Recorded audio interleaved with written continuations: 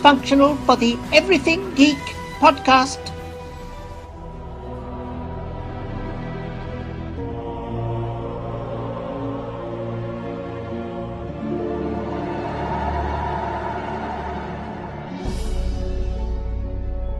Hey, it's James Arnold Taylor, the voice of Obi-Wan Kenobi and Master Plo Koon in Star Wars The Clone Wars, and you're listening to Everything Geek, the podcast.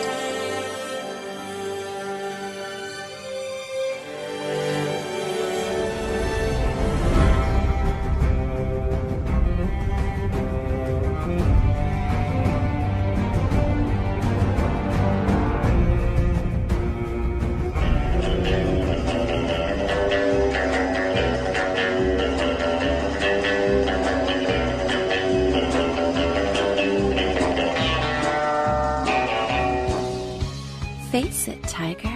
You just hit the jackpot with the Everything Geek podcast.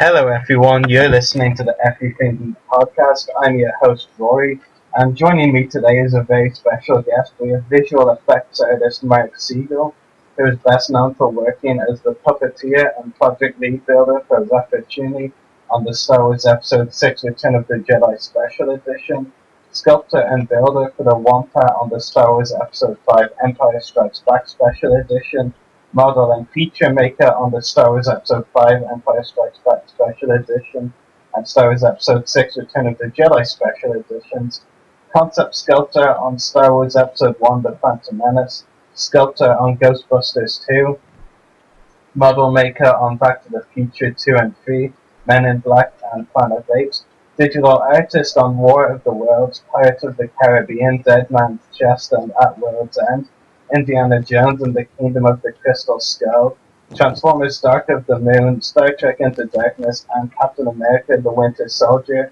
and feature maker and puppeteer on Star Trek 3 The Search for Spock, Ghostbusters and the Goonies. So how are you today, Mark? Extremely well, Rory. Thank you. And nice to be talking to you.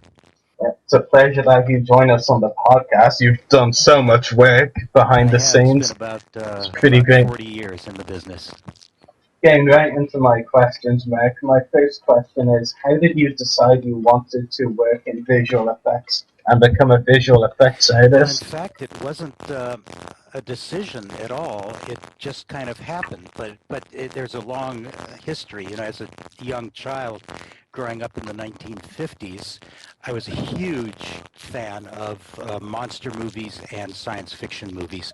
I watched all the great old classic monster movies, Dracula, Frankenstein, the Wolfman, Mummy, all of those on TV. I would go out to movies a lot. My first conscious memory of my dad taking me to a movie was to see a double feature of the original War of the Worlds in, I think it was 1954, with When Worlds Collide. And I was pretty young. I was like 7 years old, and it was a scary science fiction movie, but I loved it. I saw all the Ray Harryhausen films, things like The Beast from 20,000 Fathoms and all the Jason and the Argonauts, all of those things. And so I was a huge fan of the genre. I was also always interested in the visual effects, and I would play with stuff. I've always made things since I was a kid. I built models. I did sculptures of dinosaurs. I made little 8mm movies and tried to do my own rudimentary visual effects. You know, some very simple stop motion things and double exposing things. They were terrible, but I was always interested in that. But I never considered it as a career. When I was in high school and then into college, I got interested in the theater. It's inspired by a great theater teacher in high school named Gary Parker, and he was instrumental in getting me to do a theater curriculum and become a theater major at the University of Minnesota with a focus on acting. And now, of course, as a theater major, I would do everything, not only the acting, but we had makeup classes, set building and set design and prop building. And since I've made things since I was a little kid, I always found I was pretty good with my hands. So it came fairly easily to me. But again, I was more into the performing thing. And then my first big professional job was as a clown with the Ringling Brothers and Barnum Bailey Circus in 1972. So as a way into that, I went to the Ringling Brothers Clown College, which was fairly new at the time, where they would train new clowns. I know this sounds strange, but believe me, it's leading to a career in visual effects. Our makeup teacher in clown school was a very talented, brilliant man named Vern Langdon. And Vern had come out to Florida, where the clown school was. He had come out from Hollywood, where he had just recently, at the time, been on the makeup crew for the original Planet of the Apes. So he was very well educated in prosthetic makeup. So in our clown school makeup training, he not only taught us clown makeup design and worked with us on creating characters, but he taught us basic prosthetics. We made castings of our noses and did molds and sculptures to create our own rubber clown noses. And I really liked it, and I was really good at it. And Vern and I established a friendship, and we stayed in contact during the year that I was in the circus. At the end of the year in the circus, end of 1972, I moved to New York with my girlfriend, who was one of the showgirls in the show, who was a New York actress and dancer. And I moved to New York to continue my acting career. And I actually did a few things on stage, off-Broadway show and actually a Broadway musical that actually never made it to Broadway. All the theater stuff I did, both of those shows closed in after previews, but still, I was a working actor. And after about a year, I decided to move out to LA to continue my acting career. I was inspired by another friend, an actress from college in Minnesota who was getting successful. So I moved out to LA, starting to do an acting career, and was not getting very much work. And, you know, as all actors starting out, you have to have some kind of part-time job. I did a few.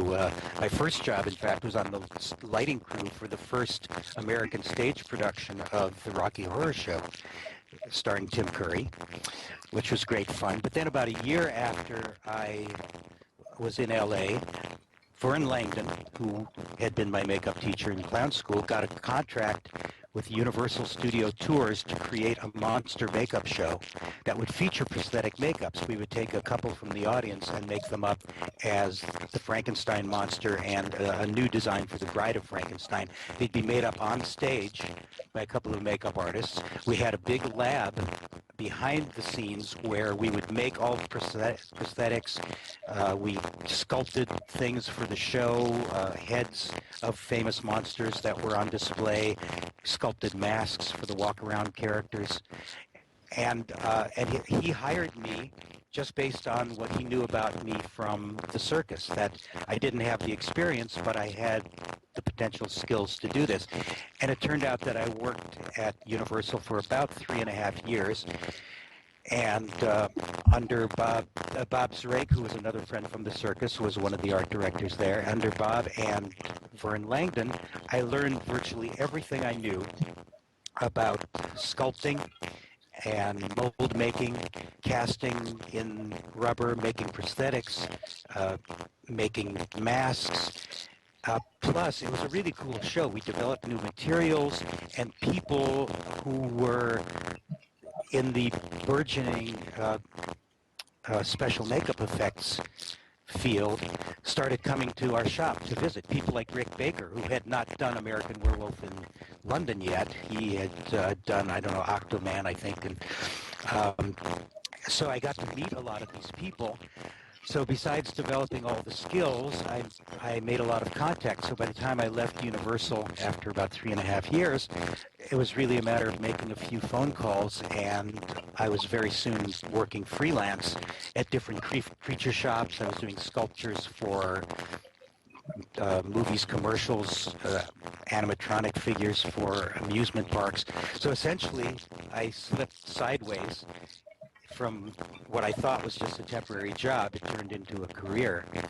In fact, my very first motion picture work was a direct offshoot of that. I did some of the Klingon headpieces for the first Star Trek movie, Star Trek The Motion Picture, and I was brought into that because I was one of the few people in the world familiar with a brand new urethane soft foam technology that we had developed at Universal, and they needed some really quick turnaround to make these Klingon headpieces. So that was my ticket in to doing Star Trek, and then that took off through many films. I started networking and working in all the creature shops around LA, and that became my career. So without intending to, I wound up as a special makeup effects artist and sculptor. That's very interesting. Thanks for that. My second question is, how did you first get involved with working on the Star Wars Special Editions and Episode 1, The Phantom Well, Menace? that goes back to first being hired by ILM at the model shop. As I said, I'd been working in LA for a long time. I always wanted to work at ILM. I knew, of course, I knew about Star Wars. I was at the very first showing of of Episode 4, before it was Episode 4, of Star Wars at the Chinese Theater in Hollywood. Very first showing with some of my friends. I was already in the business, but I was awestruck. It changed my vision of movies. So ILM was always in the background as a place I wanted to work. And in fact, ILM eventually offered me a job on Howard the Duck, which I had to turn down because I had just accepted a position down at Boss Films in LA to work on Poltergeist 2, and I wouldn't break a commitment that I had already made, so I turned ILM down. And it turns out that a friend of mine from Los Angeles was being brought up to head the creature shop. So I just called him up and said, I live in San Francisco now, and you should hire me for Ghostbusters 2. And I had already worked on the original Ghostbusters. So he talked to the producers at ILM, and it was really that simple. That became my ticket into ILM to work on Ghostbusters 2. And then once I was on Ghostbusters 2 as part of the model shop at ILM, then naturally as jobs would come up that my skills were appropriate for, they would just ask me to work on them. And Star Wars was one of them, and it started out with the 3 special editions of episodes 4, 5, and 6. So I was just in the right place at the right time with the right set of skills, and that's what brought me into Star Wars. That's very interesting. Thank you. My next question: the creatures that you are best known for working on for Star Wars are Ratatouille and the Wampa. Can you talk us through your work on both creatures and how it felt bringing those creatures to life? Sure. Well, we did all 3 of the special editions in order. So the Wampa was the first big one I did before Ratatouille. The Wampa was brought into the shop, and I know you talked to Howie Weed some months ago, and Howie was part of the team. In fact, he kind of spearheaded the team. He, as I understand it, came up with the idea of well, let me back up a little bit. When George Lucas shot the original Empire Strikes Back, they built a full-size Wampa. It was a huge suit, like something like 9 feet tall or something, with the actor on stilts with arm extensions. It was really ungainly. They shot it up in Iceland, I think. He could barely move, and George never got all the shots he wanted. So he wanted to expand that Wampa scene back to what he originally envisioned. Now, Howie came up with the idea that there's no reason to build the Wampa actual size. We do visual effects, right? We can do anything. So you just build the Wampa suit to the size of a regular person, and then build a miniature ice cave, and you're going to copy in Mark Hamill anyway as Luke, so it doesn't matter what size the Wampa is, and he convinced the production that we could do that. Well, when I say a normal-sized man, I mean slightly larger than normal, because Howie was the one who wore the suit, and Howie's a pretty big guy. But still, it was a normal suit. And I worked with Howie and the rest of the team, largely Carol Bauman and the late Annie Pollan, who greatly miss. Annie was a master of foam construction and fur, as was Carol. And Danny Wagner was another person in the shop. And together, Howie, Carol, Annie, Danny, and I constructed the suit. I did the sculpture of the facial part of the head, and with some simple mechanics in it to operate eyebrows and lips, to do kind of sneer expressions. I worked with Howie on creating the mechanical hands that had extended fingers that could grip, and we just had a wonderful time building this suit to fit Howie Weed. And eventually we brought it to the set and shot it. And would you like me to tell you about the set experience? Yes. Sure. Well, the suit, we had this miniature ice cave. We were shooting on one of the stages at ILM. And Howie was in the suit. Now, this suit is made of foam rubber covered with fur. It's extremely hot. And one of my jobs on the set, along with Don Dees, was to keep Howie alive. You know, he was in between shots. He really had to breathe. We would take the head off, if possible. We couldn't always do that. But we would run an air hose into the suit with cool air to help him circulate. One of the other jobs that I did was to dress the mouth of the creature with kind of rubber blood and guts and things dripping out as if he'd been eating. And now originally, I believe it was Dave Carson, was one of our directors at ILM, was going to direct the shoot. But at the last minute, George Lucas himself showed up and decided to direct it, which was a great honor to have George there. And plus, it was really fun. George had a really cool vision. He knows exactly what he wants. He works fast. And I remember one of my main directions that I would keep getting from George was more blood, more guts. He just kept wanting me to jam all of this drippy blood and gut stuff out of the Wampa's mouth. So I did that, and plus some of the puppeteering of the facial expressions of the creature. And we shot for, I think it was just a single day that we shot. We got all the shots that we needed. Howie was a trooper. We almost killed him from the heat of the suit, but he went through it, and I think we got some great shots. It's a terrific sequence. Definitely. And how about working on Rappaccini for the Return of the Jedi Special Edition? Yeah, Rappaccini was a fun project. They approached me at that point to be the lead character puppet creator. So the first thing that we did was we did a really quick sheet foam, constructed foam mock-up of the puppet just to see if our concept would work, to establish the size and the basic operation of the puppet. And once we confirmed that it would work the way we envisioned it, we started sculpting. I sculpted the head and the body, I think Danny Wagner sculpted the arms and the hands. We had other parts of the team. Carol Bauman, again, was part of the team. And we sculpted and cast the puppet in rubber, built the mechanics. We had Scott McNamara, who's the lead mechanic. And meanwhile, Brian Gernand and his team were building that big instrument that he plays.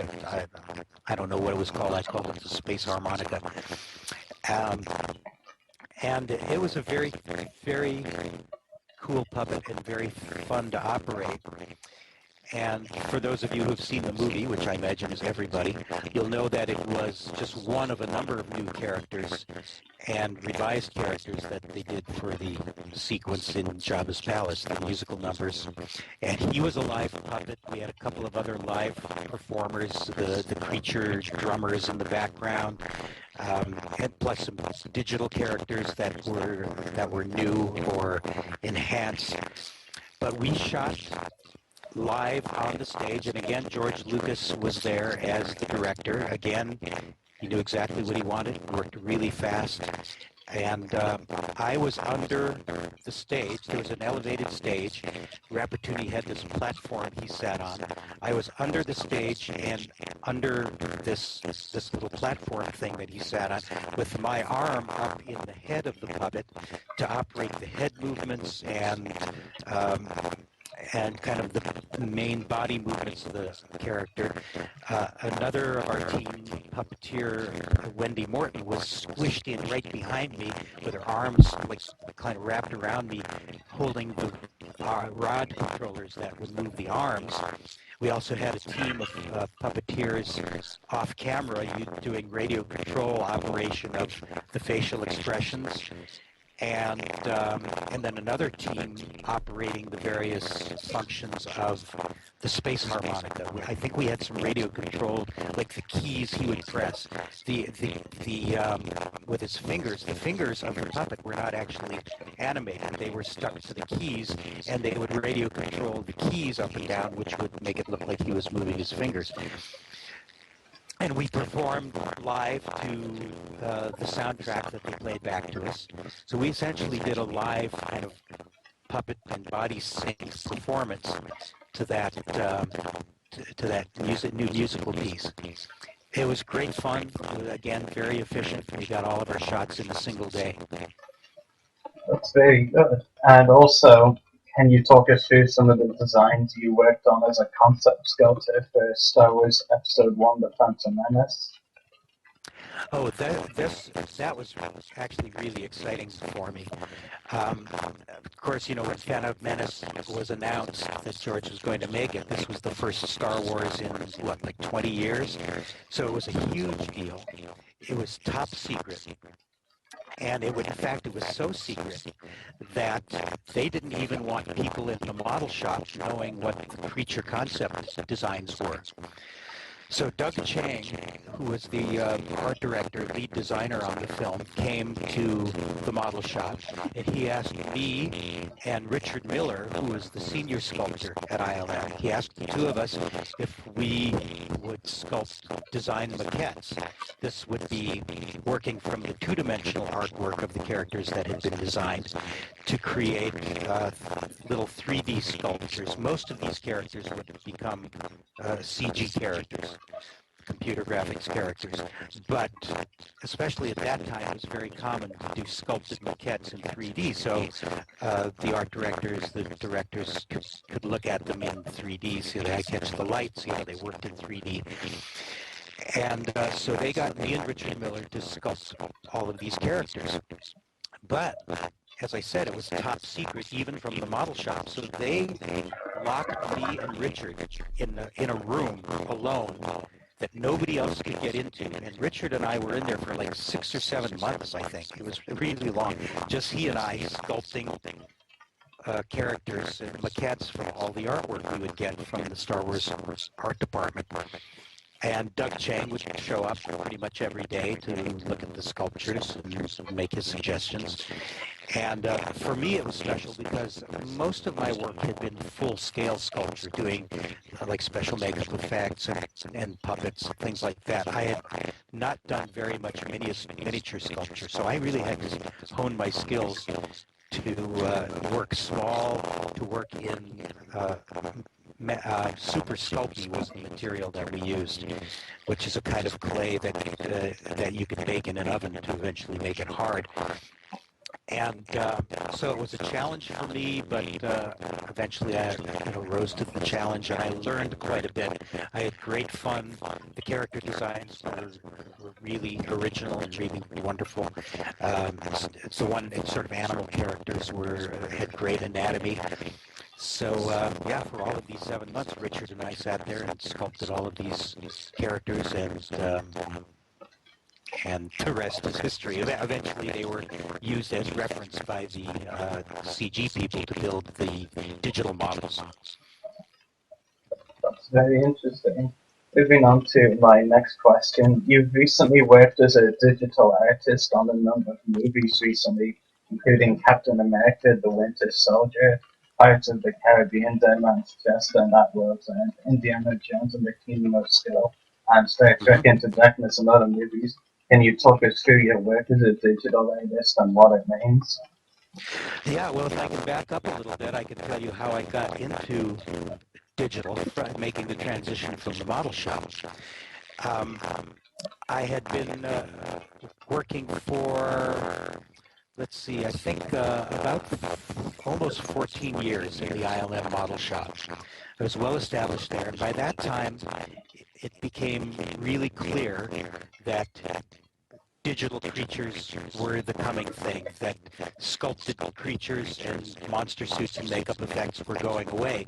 Now, I'm not a hard surface modeler. I don't do things like spaceships and vehicles very well, but I've always focused on characters and creatures. So, since that kind of sculpture was going away, my potential for working was also going away, and I've always been interested in computers. I've always, I've worked on computers at home. I had early Mac computers that I would do word processing, various things on. So, and I tend to think very logically. So I was comfortable with computers. And so that was a plus to begin with. So I went to someone I knew at ILM Management. I talked to her about, she knew my work over the years. She knew I was dedicated to the work, and she knew my skills. And I said, look, I'm really interested in making the transition to CG, and can I get the company support behind me? And this was Patty Blau. I thank her eternally for doing this for me. The timing happened to be really good. They needed digital creature artists. They were about to embark on doing the film Van Helsing, which was going to be all digital creatures featuring some of the new versions of some of the classic monsters. And so the timing was right that they wanted to bring people from the model shop who were familiar with creature making into digital, and the company made their training facilities available to me and officially put me on CG training as a CG modeler for, I think it was about 6 weeks.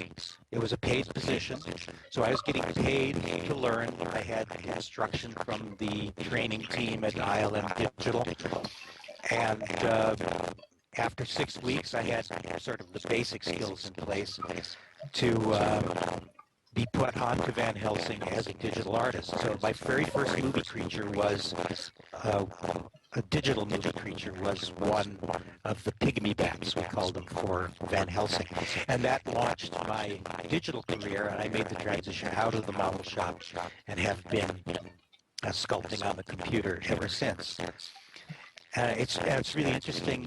A lot of people ask how, the difference. It was difficult to learn computer sculpting and how different it was from physical sculpting. And it was an interesting transition for me. The first barrier, as I said, I was comfortable with computers. I was comfortable with the way they think. So that was not a problem. I had no trouble learning the software. The thing that took the longest was to get to the point where my sculpting could be pretty much unconscious. When I was sculpting with my hands, I was not thinking. I was just kind of doing it. And everyone told me, when you go into digital, it's going to take a while to make the transition, but one day it's just going to click in, that you'll suddenly realize you're doing it without thinking. And in fact, it happened after about, I think we had kind of reached a dead end in the model shop. We knew that that physical sculpting, especially of characters and creatures, was going away, and most of the creature work was going to be digital. So I went to one of the executives at ILM, Patty Blau, and said, well, you know my work, you know that I'm dedicated, you know my skills, and I'm also really interested in computers, in learning computer graphics, and can the company get behind me to help train? And my timing was good. They were anticipating a need for some digital creature sculptures to work on Van Helsing, which was just going into production. And so ILM, to their credit, got behind me, realizing that physical sculptors, if they could transfer their skills to the computer, would bring a particular eye and a skill to it. So they put me through a 6-week training course where I had the best training from the ILM digital training people. I learned the basics of digital modeling, and eventually I got onto the film Van Helsing. My very first movie creature was the pygmy bats from Van Helsing. And a lot of people ask if it's difficult to make the transition from physical sculpting to computers. And in a way it wasn't, because I was comfortable with computers. I was used to the way they thought, and I could think in the same very logical way. But it took a long time. It took something like 6 months before I was completely comfortable and natural sculpting with a mouse instead of with my hands. And people told me, who had made the transition to digital, that one day I would just click in, and in fact it did. After about 6 months, I remember I was working on a transformation from a werewolf, from a human mouth with teeth and jaw and everything, to a werewolf mouth. And they have different numbers of teeth and, of course, a different shape. And I was so focused on doing the different sculptures and the transformation from one to the other that by the end of the day I realized that, wow, I had been doing all this sculpting without even thinking about it. And from then on, I've been able to feel pretty much as natural sculpting with a mouse as I did with my hands. So I went on over the years. I was about 12 years working as a digital modeler at ILM. I did a number of creatures. I got pretty proficient at doing human digital doubles. These would be digital representations of actors in the film for doing digital stunt work, where the digital character could do things that a human actor or even a stunt person couldn't do. Did a lot of those, did a lot of creatures. Some of them are really fun. It's especially fun when you get really great character designs. Probably my favorite characters to work on were for Pirates of the Caribbean, Dead Man's Chest, and also for Rango. And in fact, on both films, they were both Gore Verbinski films, and in both cases, the characters were designed by Crash McCreary, who's just a brilliant designer for characters. They're so quirky and unusual, funny and scary at the same time. So I did a number of Davy Jones' crew members, some of the monster pirates for Pirates 2 and 3.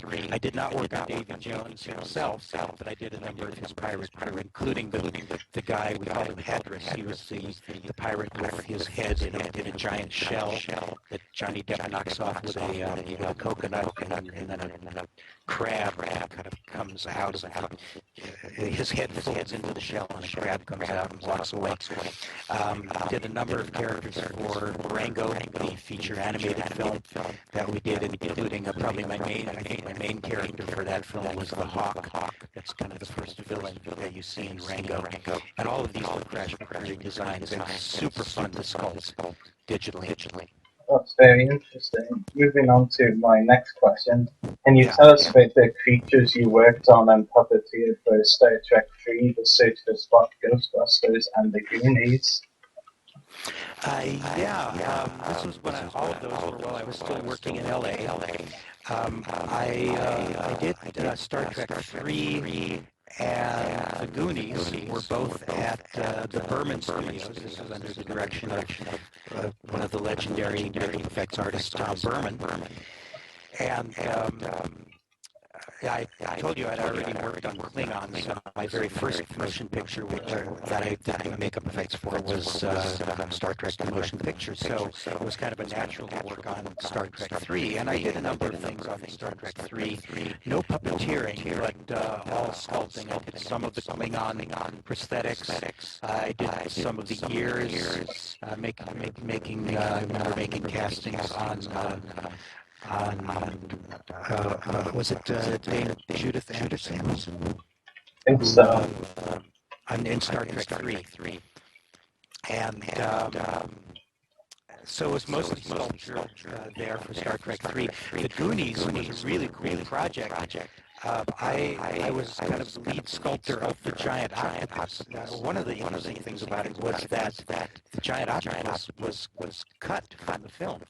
Eventually, they never showed that sequence, but we sculpted and constructed a really giant octopus. I think it had something like a 30-foot tentacle span. The thing was huge.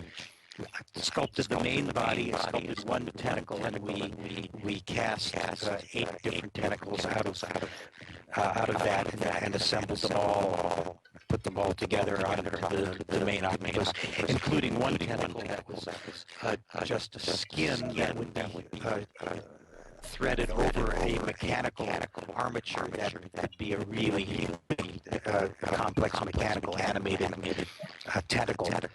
And when they shot the entire octopus, they shot it in a water tank on the soundstage. The tentacles were puppeteered by cables operated from the ceiling, and the body of the octopus was on some kind of mechanical rig that could make it go up and down. And then occasionally there'd be insert shots of this more dynamic tentacle mechanism. So it was really fun, and then it was cut from the film. And oddly enough, at the very end of the film, one of the kids recapping their adventure said the octopus was really scary, but you had never seen the octopus in the film. Now, it did come back. There was Cyndi Lauper did a song from the Goonies, and they did a music video of her song, and they used the octopus in the music video, and then I understand that the octopus was brought back in later DVD editions of the movie. I don't remember if they cut it back into the movie or if it was in the deleted scenes. But it was fun to work on, partly because it was just so big, and it was a big team-up effort there at Berman Studios to do that. What were the other ones? Oh, Ghostbusters. Ghostbusters was probably in my 40-year career the most fun I've ever had working on any movie. And I was mostly on the Slimer crew. So I did not do the entire Slimer sculpture. That was kind of created and mostly sculpted by Steve Johnson. We did a number of sculptors that worked on it. I sculpted all of his mouth parts. I sculpted and cast the teeth. I sculpted his tongue, which was actually an arm puppet. It was a rubber tongue. It was designed to fit over my arm, and I would extend my arm through the back of the puppet's head for one of the shots in particular where the tongue had to be active and kind of lick his chops as he was eating. And we didn't know, we knew it was kind of a funny, gross, ugly, funny character, but we had no idea how popular he would become until we got him on the set and started puppeteering him. And we were cracking ourselves up. We would do a shot, and the whole crew would be laughing, and we suddenly knew he would be really popular.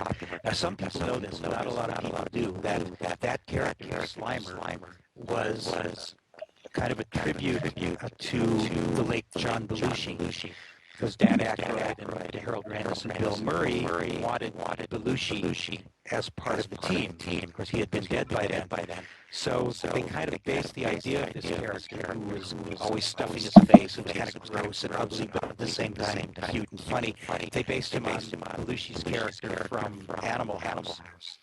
So after we had been sculpting and fabricating the puppet and starting to research movements for his performance, we watched mostly Animal House, John Belushi's performance in particular, slowing down and stop framing and watching his facial expressions and seeing how he moved. And we actually incorporated a lot of that into the puppeteering. And I did a number of them over puppeteering back. Some of it, as I said, was the tongue operation. Sometimes I was pulling cables off stage to operate his eyebrows. And if you remember Belushi, his eyebrows were extremely expressive. We actually did a lot of that kind of expression in our Slimer characters. So he was really a fun character to work on. And the spirit around Ghostbusters shop in general was just so much fun. And I think that shows up. The film still holds up as one of his great comedies and great special effects comedies, particularly in a long time. Definitely. My next question, can you tell us about the models you made for movies like Men in Black and Planet of the Apes and talk about the work involved in the models? Yeah, Men in Black was the only work I did on Men in Black. Was an interesting project. It was for the scene where the character, they called him Mr. Gentle, was dead. You see him on the operating table, and his face opens up and reveals an entire little control capsule with one of the little aliens inside operating it. Now, Rick Baker and his team down in L.A. did the head of the character. It was a really great likeness of the actor, and built the mechanism to make the head open. And we up at ILM did two things. We made an actual miniature control room that would fit inside this actual human head, and Rick's team had sent up a little miniature alien puppet that would sit in the chair, and that would work for the long shots when the puppet head would open up, and you'd see the little alien inside, and then it comes to a close-up of the character, and that actually was a huge overscale recreation of that same miniature. We built it, I think it was about 6 feet tall. We built that same control room. We duplicated it 6 feet tall, the one that was originally human head size. And then again, Rick and his team provided the actual size alien puppet. And Rick and his team brought the puppet up, and we were all on set as they were puppeteering the performance, and we were maintaining and operating the things we needed in our full-size headset. So that was Men in Black. Planet of the Apes, the Tim Burton Planet of the Apes, was also kind of a fun sculpture. The main thing that I worked on was the ape version of the Lincoln Memorial, called an Ape Lincoln. Richard Miller, again, our senior sculptor, did the head, which was a beautiful ape head. It kind of looked like Lincoln, but was an ape. And then I and some of the other team, including Danny Wagner, again, sculpted the chair and the full-size body of Lincoln, which was for the most part a duplicate, a smaller recreation of the Lincoln Memorial, except he had 8 hands. So it was a big sculpture, kind of a demanding mold. I also worked on making the silicone mold and casting it, but it was a real piece. My final question to you, Mike, is do you have any upcoming visual effects works or any other projects coming up? Well, no, I don't. That's because I'm pretty much retired in the middle of this year. I say pretty much retired because ILM, the door is still open. If they get busy and they want to call me back to work on a project, I can certainly be open to it. It's a great place to work and a great team. Many of the people I've been working with for 25 years. I would go back there right away if it opened up. On the other hand, I'm old now. I've been working for 40 years, so I'm pretty much retired and looking for new directions in my life. So the most recent films I worked on that you can actually see on the screen are Star Trek Into Darkness. There has some digital work in there. Mostly, in this case, it's mostly digital doubles. So I did Kirk and Spock. Did I do Spock? I did Kirk and Spock and Bones. And I also did Benedict Cumberbatch as Khan. And then I did some digital double work again on Captain America Winter Soldier. I did a little bit of the animal digital work on Noah. This was in its development stage as we were trying to create our library of animals. And then before my last project that I left before I left was I did a little work on the upcoming a Warcraft movie based on the World of Warcraft game. I can't say anything about that, but there's going to be some really cool digital creatures in that film. So that's coming out in about a year. So there's still some of my work that remains to be seen. It's very exciting. We also have a few questions from our co-host Al, who couldn't make it. His first question is: out of all the model pieces you have made, has there been a standout favorite for you? Well, as I mentioned before, probably my favorite experience of all time was working on Slimer for the original Ghostbusters.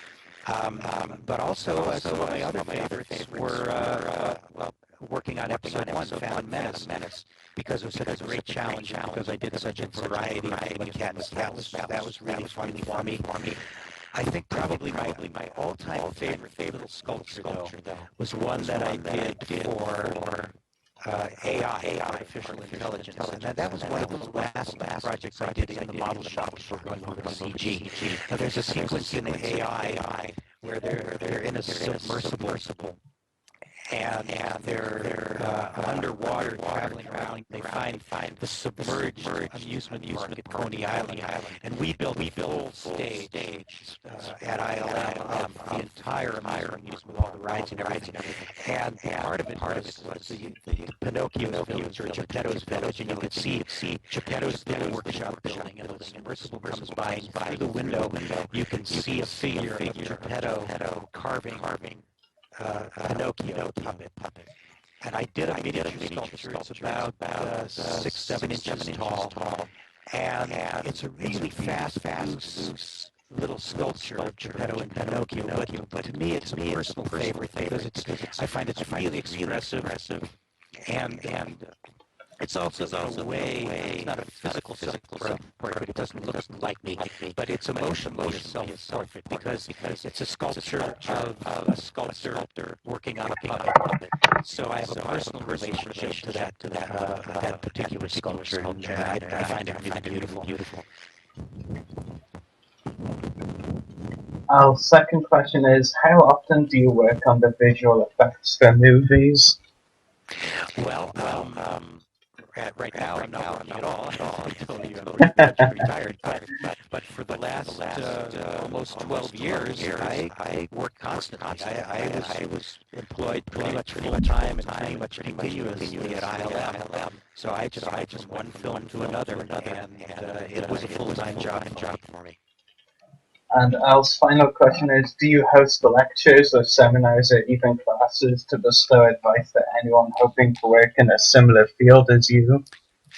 Well, I don't really initiate any of those things, but I do like sharing my knowledge with other people, and especially with young people who are aspiring to get into the business. And I have done a number of talks. I did a talk at a science fiction convention in Minnesota many years ago. I actually did a hands-on workshop at an art academy in Minneapolis, where I worked with another makeup effects artist to teach students hands-on how to take castings of their faces and sculpt rudimentary prosthetics. Just earlier this year, I received an award from the University of Minnesota, my alma mater, from the College of Liberal Arts, as one of their alumni of outstanding achievement. And in conjunction with that, I did a talk to art students and theater students just about my career, kind of to inspire that there are so many different ways and so many different skills that lead into doing movie effects. That if they're interested in it, it's something they should pursue. So I really enjoy talks like that. I'm always open to doing this interview, which is a delightful thing for me to do.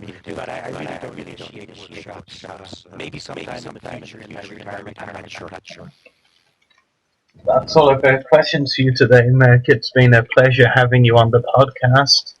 Thank you very much. Sir, we had technical difficulties earlier, but I hope we got everything out there clearly enough. I enjoyed talking to you, and can't wait to hear this later online. Great, and hopefully we can talk to you again at some point.